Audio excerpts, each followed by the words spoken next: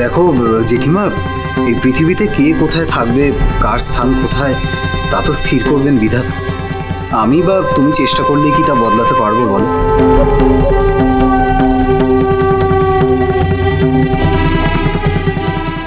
দেখো জেঠিমা, মা ছেলের মধ্যে যেমন অন্য কারোর কথা না বলাই ভালো, তেমনি শাশুড়ি বৌমার মধ্যে ভুল বোঝাবুঝিটা না হয় তারা নিজেরাই মিটিয়ে নিক। সত্যি তো, কষ্ট কথায় কষ্ট নেই। আরে ডাক তাকে।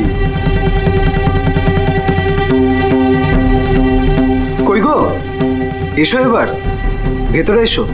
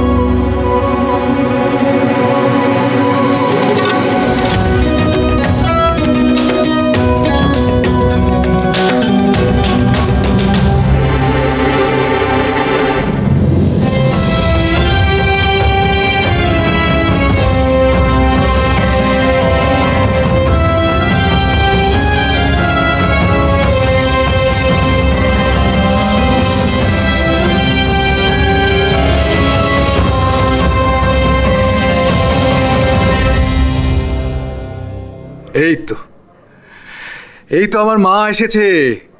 গৃহলক্ষ্মী গৃহে ফিরল। শ্যামা, উলুদে শাক বাজা।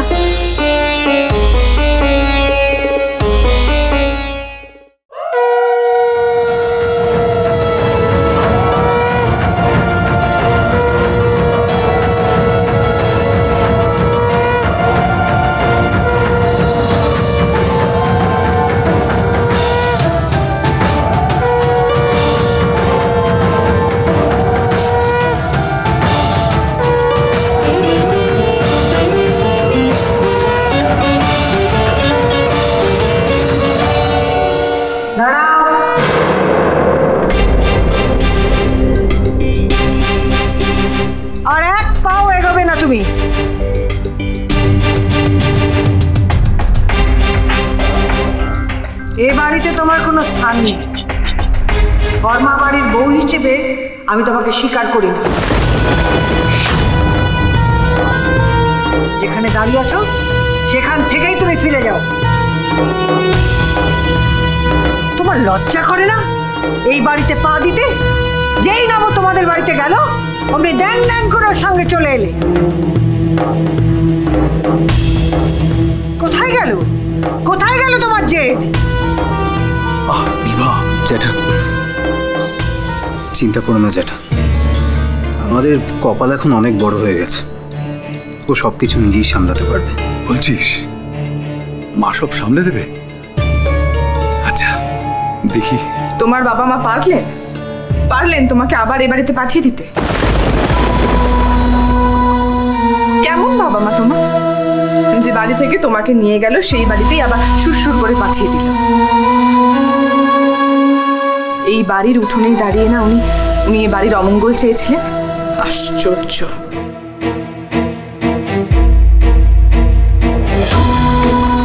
মা, আপনি কিছু বলবেন না? আমি আর কি বলবো? দেখো ছোট বৌমা, একটা কথা বলি, তুমি এ বাড়িতে থাকলেই কিছু না কিছু অমঙ্গল ঘটেই থাকে। এই তো সে বাড়ি ছোট প্রাণ সংশয় হতে হতেও বেঁচে গেল।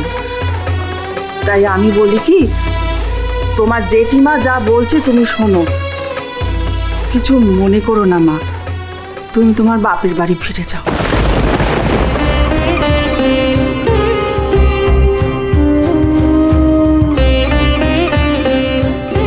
নবটা বড় অবুঝ, দেখো, একসাথে থেকে যদি ভালো নাই থাকা যায় তাহলে এই একসাথে থেকে লাভ কি?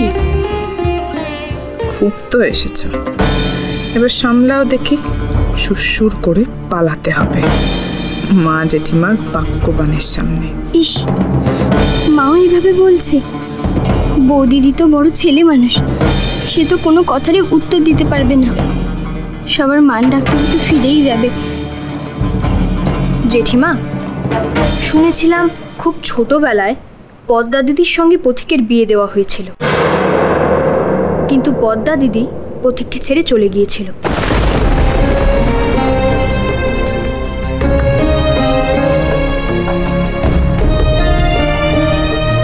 সবাই ধরেই নিয়েছিল যে পদ্মা দিদি আর ফিরে আসবে না। এত বছর বাদে যদি সে ফিরে আসতে পারে, নিজের অধিকার দাবি করতে পারে, পথিকের ভালোবাসা দাবি করতে পারে, তাহলে আমিও পথিকের বিবাহিতা স্ত্রী হিসেবে এ বাড়ির ভাত কাপড়ের দায় কেন পাবো না জেঠিমা?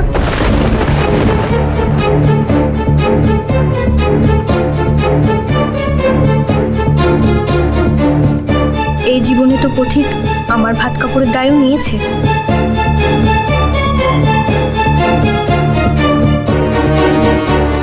জেঠিমা, কি সেই আগের কপাল? কষ্ট কথায় কষ্ট নেই, দুদিনে এত পাল্টে গেল কপাল। আমিও তাই ভাবছি, সাত চরে যার মুখে রা কাটে না, তার মুখে কিনা খই পড়ছে। আমিও তো পদ্মা দিদির মতো অগ্নিসাক্ষী করা বউ। কি বলতে চাও? আমিও তোমার মতন এই বাড়ি ছেড়ে চলে যাব, তাই তো? আমার কথার মানে তো তুমি উল্টোভাবে ধরছো পদ্মা দিদি। আমি তো সোজা কথাই বলেছি, তুমি এবারই বউ। তুমি যেমন এ বাড়ির বাইরে যাবে না, তেমন আমিও যাব না।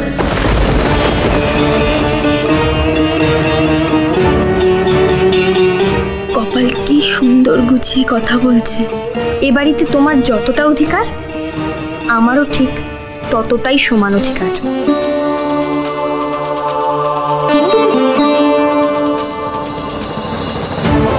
এবার কপাল সত্যিই বড় হয়েছে, বাস্তববাদী হয়েছে।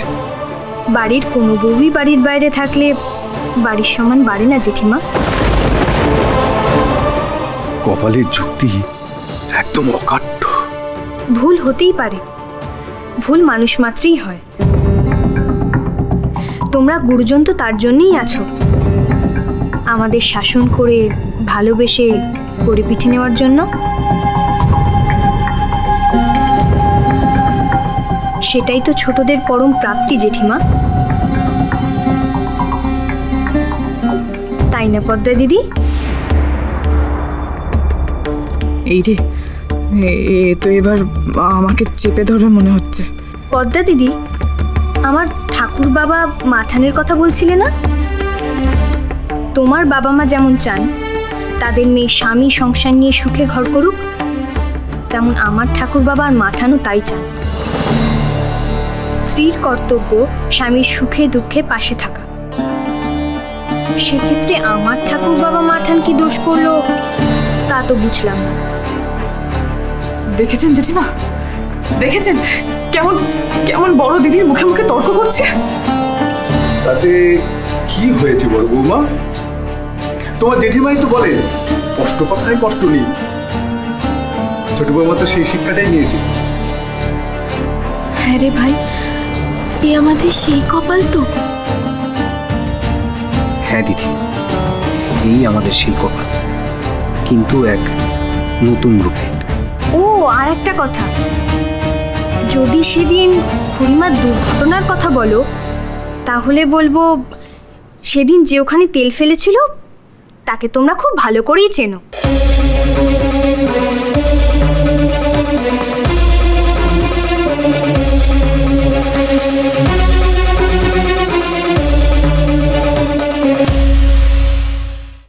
একদিন জিতে গেলি বলে ভাবিস না কপাল যে রোজ তুই জিতে যাবি। এত কি ভাবছো গো পদ্মা দিদি? ভাবছি এরপর থেকে আমরা দুই বোন মিলে সুন্দর করে সংসারটাকে সাজিয়ে তুলব। হ্যাঁ, এবার থেকে এই সংসারে সব ঝড়ঝাপটা আমি সামলাবো, আমি কথা দিলাম।